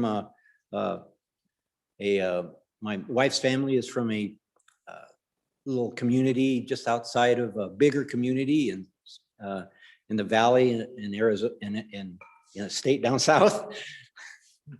Many names there. And they do driving of these vehicles and have been doing it for years.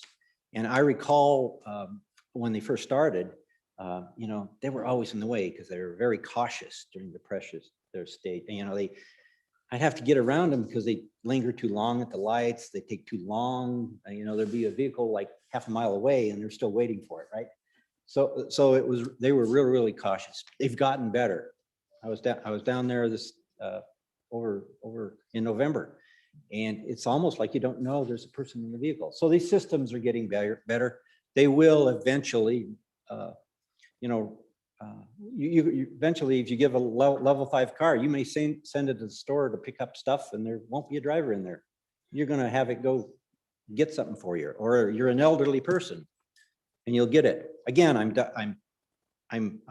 getting a little bit away from the amendment, but I think the $5 million is appropriate for that level, and then we'll leave the other statutes that deal with insurance and the types of vehicles and the intended uses of vehicles.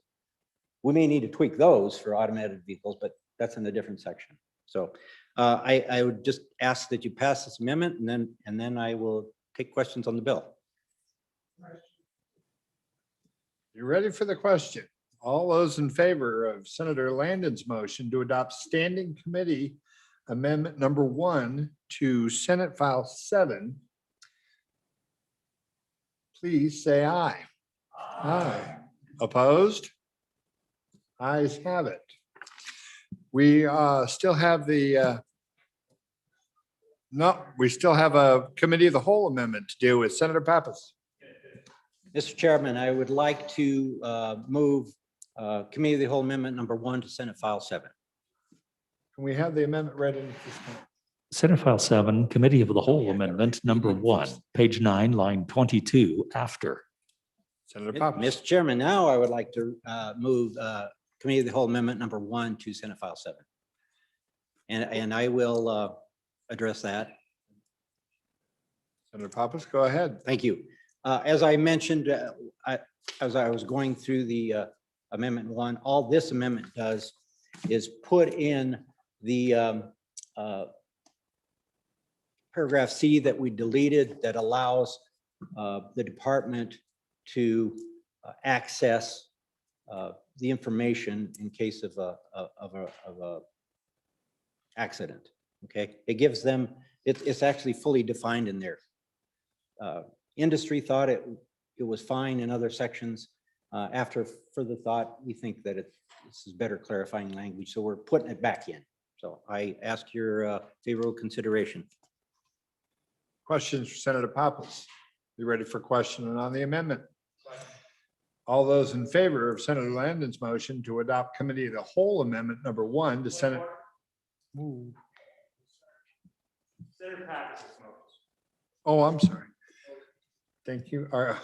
All those in favor of Senator Pappas' motion, committee of the whole amendment number 1 to Senate file number 7, please say aye. Aye. Opposed? Ayes have it. Now we're back on the bill. Senator Pappas. Yeah, Mr. Chairman, I would like to answer the question now from my colleague from Laramie County about automatic data recorders in the vehicles. Frankly, we discussed this in committee, and the insurance industry would like to see it required. The manufacturers say that there are that they not required right now by federal law to actually include them, you know, the black box. There are states that do require it. There's a large state on the West Coast that requires it. Other states do not require it. It is something that I've discussed with the insurance industry and with the manufacturers, and they're actually working on some language that I may bring in a future amendment. Will this body, as a policy, will have to decide whether every vehicle we want in this state will have a black box in it, a data recorder. So that's a policy we have to make.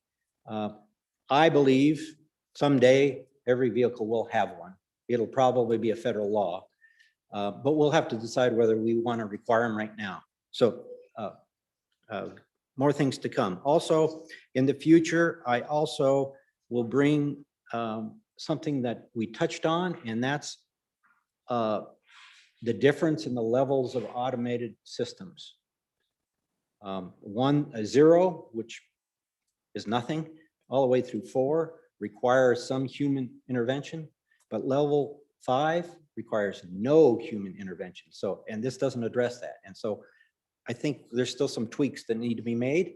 And as my good senator from Natrona County said, we'll probably be tweaking this for a long time, but we really need to get this chapter 21 on the books so that we can have something we can start working with. So thank you, Mr. Chairman. Senator Dockstetter. Thank you. Just quickly, we've got a pending question out there on this, but during the work on this, the handoff from one committee to another, was there any indication that industry was following your work and an indication that they had showed an interest in your work in our state? Other questions? Senator Pappas. Mr. Chairman, I missed, who did you? Thank you. As a follow-up, was there any indication that industry in general was following your work and interest in the state of Wyoming as you were working on this? Yes, Senator Mr. Pappas? Chairman, industry was present at our meetings and provided input in transportation. I don't know about the blockchain folks, but they were there at our transportation meetings. Yes. Senator Salazar. Thank you, Mr. Chairman. First of all, I want to thank the committee for doing this hard work. I have a constituent who does this very business of autonomous vehicles in Texas. He wants to do business in Wyoming. This is going to happen in Wyoming. And so this is work that is going to be realized very shortly because there are people in this country and in Wyoming who want to start this business. So I want to thank you. Thank you, Mr. Thank you, Senator Salazar. Senator Scott. Mr. Chairman, I suspect I've got a special interest in this bill and represent a number of people that have same interest. As I believe the oldest member of this body, frankly, I think these autonomous vehicles may be the answer to one of our prayers. You know, mobility is so important in this society.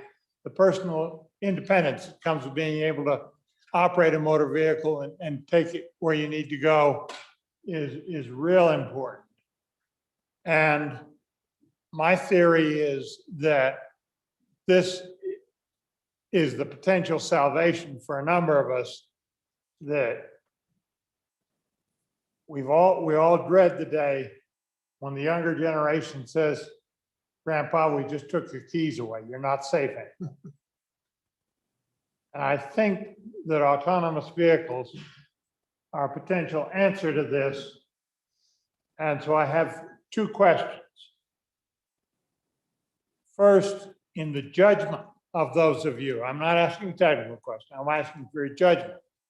The judgment of those of you who worked on this bill. Is this bill going to help or hinder us here in Wyoming of getting to that day? And the second question is, I suspect you're talking about fully autonomous vehicles. Maybe not, maybe your highest level that you're reaching here will, but how far away from that day do you think we are? Thank you, Senator Scott. Senator Hutchings. Mr. Chairman, just a quick question. I'm not as enthusiastic as everybody else, and I'm just wondering about our weather. I'm thinking about driving down I-25, and there's a nice patch where you're driving and all of a sudden you get a big gust of wind and just kind of snatches you to the right or to the left. Can you tell me how these autonomous vehicles will work with our weather? I know the testing may come. I know Boeing, an airline tested planes here, but how is this going to work with our weather? Thank you, Mr. Chairman. Thank you, Senator Hutchings. Senator Rothfuss. Thank you, Mr. Chairman. First of all, it's essential that we have legislation like this. It's essential that we have legislation in place to even get to the point where we can have fully autonomous vehicles and really autonomous vehicles in any significant way. So this will move us towards that day, and it's essential that we do move in that direction. And again, this might not be perfect. We expect the Good Transportation Committee to do some more work, but it is for the purpose described by the good senator from Natrona County to get us moving down that road to the point where we can have these. The level 5 is the fully autonomous, and this legislation does not necessarily get us to the fully autonomous where, and by that level 5, we're talking about there's no steering wheel, there's no driver involvement of any sort whatsoever. Something will come and show up, and the door will open, and you get into it, and you've got an app, and you tell it where to go, and it takes you there. Right? Those will be good times. So we're not quite there yet. As far as how long into the future until we have fully autonomous vehicles, they are operating in states right now. They're out there. They do tend to be fair weather states where we have larger penetration into the market, and it tends to be local as opposed to long distance interstate travel. So when you contemplate local travel, we're not very far away realistically. So it wouldn't be unreasonable that 5 years from now, or perhaps even less, local travel would be something that would be viable in Wyoming. Getting though to the point where you have confidence in, we'll say, driving on I-80 in snowfall with icy roads, that's where we actually want to make sure that we're trying to get ahead of the game right now, because we'd like them to do that testing. When we talked with industry, we said, we have the luxury in Wyoming. We can get you a snow day in July. If you need a snow day in July, we can get that on I-80. We can have 80-mile-an-hour winds. So that was our pitch. They're not here yet, but we hope they'll come here and do that testing here so that we can work through that. But again, and I think it's been stressed, In fair weather, places where they've already tested and optimized, these vehicles are already substantially safer than human drivers. Human drivers are not, we're not awesome. We make mistakes pretty frequently. The other things that the autonomous vehicles can do, and this is what they're working on with the artificial intelligence associated with autonomous vehicles, is not just having the car think for itself. If I've got 1,000 cars going down the highway, the 1,000 cars talk to one another. They know what's going on. They'll just communicate little hints of location. You see one slowing down a mile ahead because there's a pothole. All of the rest of the cars go around it. And again, that's the vision. That's not a 3-year vision. That's a 10-year vision. But those are the kinds of things that will improve the safety to the point where you can imagine if a storm comes up or a gust of wind comes up and the situations become dangerous, the circumstances, all of the vehicles slowing down to an appropriate speed is going to make a big difference. It really is. This is also being looked at for long haul trucks. That's a significant industry that's working on advancement. So that's going to be game changing potentially on I-80 as well. And then when you talk about low visibility circumstances, the technology is already out there, but not necessarily deployed to use LiDAR and acoustics and other sensing instrumentation that really doesn't care if you can see. It can still see. So there's a lot of potential here for tremendous increases in safety. I actually had the opportunity to drive in one of these vehicles almost a decade ago now in the busy interstates in the state on the West Coast that has busy interstates. And I can tell you, it was a smooth, clean ride, lane changes, driving in and out of traffic. There wasn't a hint of a problem. It was optimal, even at that time 10 years ago. So I think there's all of the vision that the good, tall senator from Natrona County is hoping for is exactly what industry is trying to provide. And this is legislation that will be our first step to enabling that in Wyoming. And again, hopefully sooner than later, but we do still have some work ahead. Thank you, Mr. Chairman. Okay. Senator Cooper. Thank you, Mr. Chairman. Thank you, gentlemen, for your answers on the insurance. Satisfied my question. I still don't think it's enough, but it's a number. One thing you talked about was the state control of this over cities and counties. I'm going to display my ignorance here. The state statutes would supersede any local ordinances or county regulations that came up. Is that how the law works? Thank you. Senator Pappas. Mr. Chairman, I think the intent for that particular clause was that everybody in the state would be on the same page. Because if we get to the point someday where autonomous vehicles are going to be just run-of-the-mill everyday thing, right? We won't even think that they're special. We're going to have people coming, visiting our state. And to be able to drive to a city that says, no, we're going to ban them, that may be unworkable.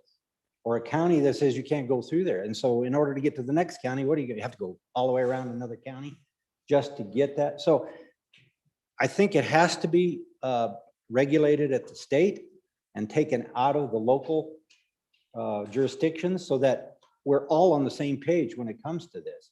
And make no mistake, our need for this type of legislation is imperative. Somebody asked, do we need it? Yes, it is imperative. Everybody else, the 40 other states are doing it. Everybody's going to be doing it. If we want people to come to Wyoming as tourists, we better make sure that we've got statutes on the books that let them bring their vehicles here and not, be barred by going to this county or that city or, we need to be on the same page. We need to be able to be upfront and make no mistake, this is not the end. As a good senator from Natrona County said, we're going to be tweaking this for a long time. I'm sure there's things right now you're thinking about we need to change. Well, let's do. That's the intent. but we got to get a start, and the start is now, and this is it. We'll change it however we need to change it to make it fit us. But it's something that I think is very imperative. Thank you. Sensing you're ready to vote. All those in favor? Oh, I'm sorry. Senator Steinmetz. Apologize. Thank you, Mr. Chairman. I apologize to belabor this debate, but I had a question when we were in committee, Mr. Chairman. So a while back, about a year ago, when we were on transportation, the good senator in front of me and I, we had the discussion about a two-man crew bill because we started employing some of these very same systems on our trains. And now a two-man crew bill came to us that said, well, we're putting people out of work because they're not being the conductors on the train anymore, and it's unsafe. And we had that two-man crew bill before us. So I just wondered how we're going to address the fact that maybe we're putting some truck drivers out of business and we have some safety concerns. And I just am still searching for the answer to that question, because we've seen what's happened with the railroad, and they're on a track. And so if there's a safety concern there, then how would there not be here? So if you could help me out with that, I still have that question. Thank you. Senator Landon. Well, thank you. I waited for my colleagues, and they're getting a little stiff, you know, they didn't jump up very quickly. So no, I appreciate the thoughts, and certainly all this comes with it. And the good senator is right. I would say that in the trucking industry, they will tell you that there's a massive shortage in the ability to even hire some people. I think we're a long ways off before we get to a point where those trucks are going down the road, you know, level 5 that the senator from Albany County pointed to. But certainly it's something we've got to keep an eye on, and I know the Senate will do that. This is an emerging thing, you know, it's coming, and it's going to get better and better. And my tall colleague is right. You know, this has amazing potential for all sorts of things, but this is a great start, and I encourage your support. Question has been called. All those in favor of Senator Landon's motion that when the committee of the whole rises to report, it do so with a favorable recommendation that Senate File 7 pass, say aye. Aye.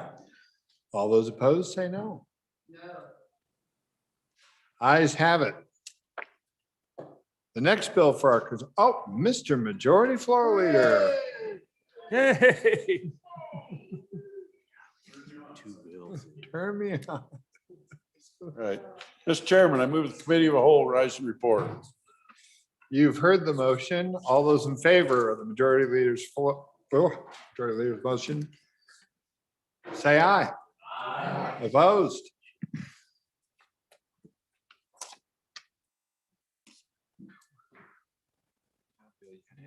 Thank you, Mike. Thank you.